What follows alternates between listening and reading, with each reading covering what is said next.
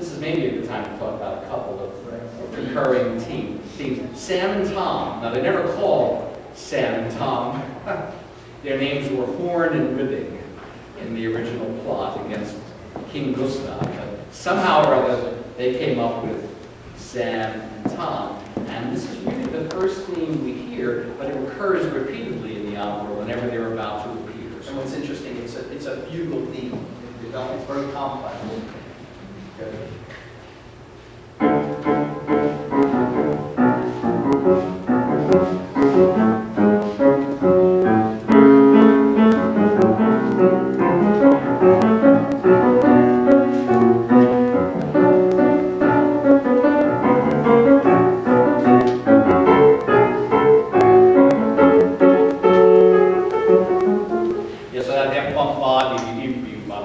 comes back a lot. We'll hear it. That's the conspirator. Anytime you hear that, you know evil is afoot. And it's interesting that he treats it as a fugue, because he does this again in Aida, of course, with the priests who are evil in Aida have a fugal theme too.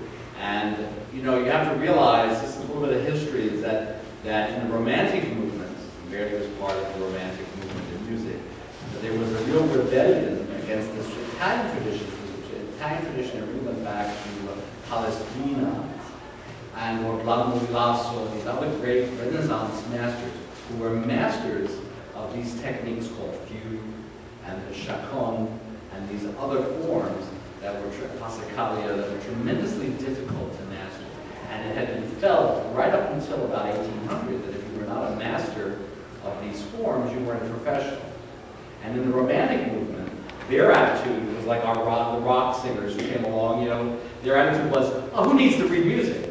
I can come up with a great tune. So their attitude was a little similar. Now, it wasn't quite as, you know, Verdi was actually, as it turns out, a very well-trained musician, which often still lied about. You'll still read people saying he wasn't. But he, you know, he didn't get into the conservatory. He auditioned for the conservatory, they rejected it. Now, everyone said, they used to say when I was studying music, they would say, that proves he was an idiot. He has nothing, but what it really proves is that he was in fact 20, and 18 was the cutoff. So someone did him a favor and got him an audition anyway, though they were not going to accept it because he was too old. But the audition was not reading music, it was playing the piano.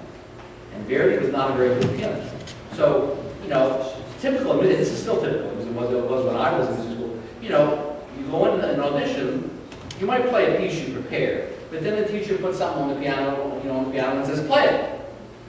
And I had the teacher do this to me once, to put the music upside down.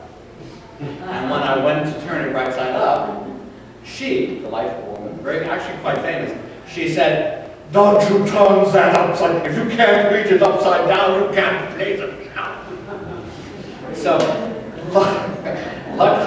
luckily this was a Brahms intermezzo that I in fact loved and had memorized earlier on, and so I was able to read it upside down. So she and the other, were a couple of people there, the jury, they said, oh God, you can do it. I don't know what they were doing, but this is the kind of thing that they did in those days. So it's what happened to Verdi. They put some piece of music on there, probably upside down. He wasn't a very good pianist. So they said, well, you're too old, you can't play the piano, get out.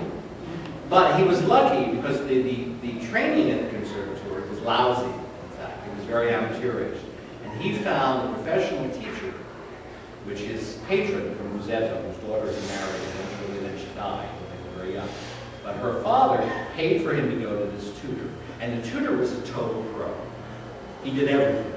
He conducted, he coached, he produced concerts, he knew Haydn's scores, he knew Mozart's scores. He was a brilliant man, and he demanded that Verdi do these exercises in counterpoint and fugue. And of course, like any young man of that period, Verdi would say, I don't want to do this, it's terrible. But this guy made it. So Verdi was actually very learned.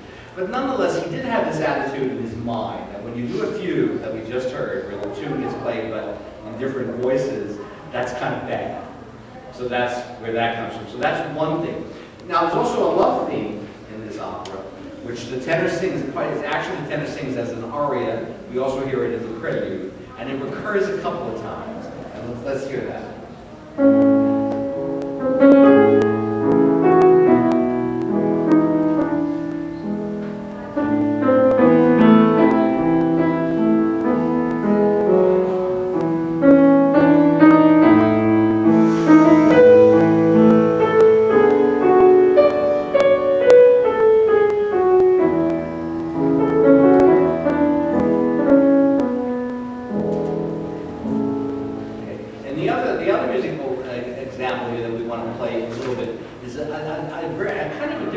style for Verdi, because Verdi had started going to Paris because he was fluent in French.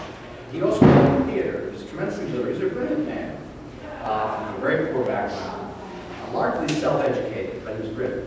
So when he went to Paris, because Paris was the center of arts in the world at that time, and he met all the authors, he read their novels, he went to their plays, he loved it. And he was very influenced by French music, too. And to be a big success, you had to be a success in Paris, even as a musician. So he tried throughout his career to have a success in Paris. But, and you know, you may have heard of the opera Don Carlo, which was originally Don Carlos. It was done, the Paris Opera, Le Vecchio Siciliano, the Vespri Siciliani was an opera he did at the Paris Opera. He rewrote Sego Trovatore for Paris Opera. He rewrote it. He wrote Il Lombardo de Jerusalem for the Paris Opera. So he wanted to have a success in Paris. He never really had the big hit in Paris. He wanted. French music had a great influence on him.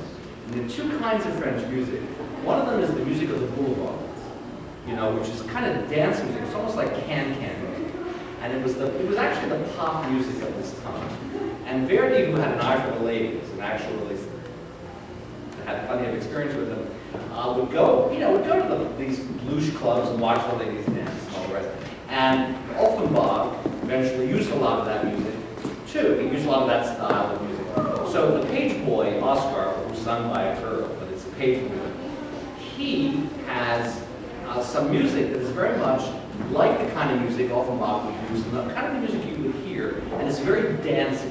So when there's when Oscar sings a little bit, you hear this, and also when there's some dancing, you hear this very Parisian color. It's a very unusual, and it's really, I think, the first time in Verdi you hear it quite as clearly as this.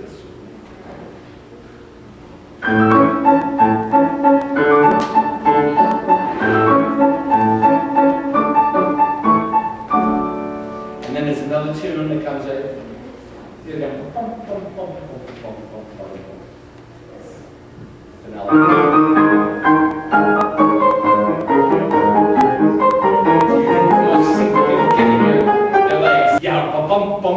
Well, that's what he was doing. And then there's the party music, which we get. This is the masked ball music.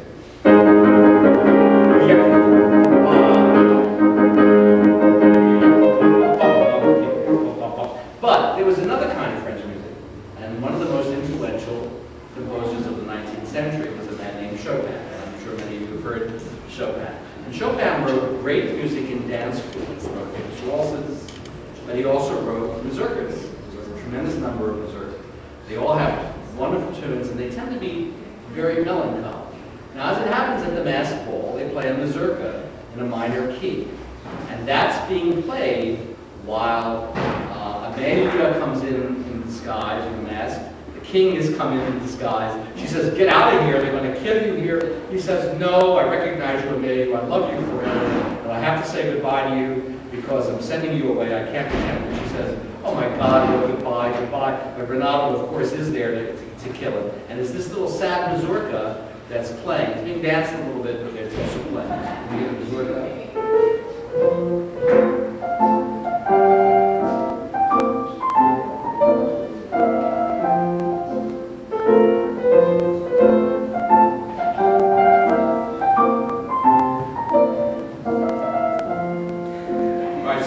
So you can see that you have both your dancey Parisian and your Chopin-like, slightly melancholy tune. So these are some of the musical words from the box.